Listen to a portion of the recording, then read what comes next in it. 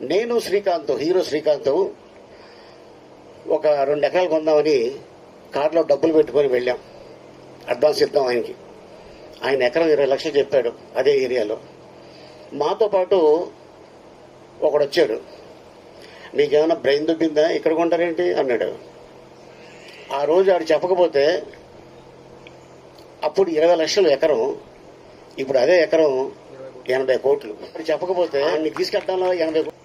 అప్పుడు 20 లక్షలు ఎకరం, ఇప్పుడు అదే ఎకరం 80 కోట్లు. ఆయన్ని తీసుకెళ్ళడంలో 80 కోట్లు పోయింది మాకు. అందుకని భూమి కొంటున్నప్పుడు మీకు ఆలోచన వస్తే డబ్బులుంటే కొనేయండి, ఎవరికి చెప్పద్దు.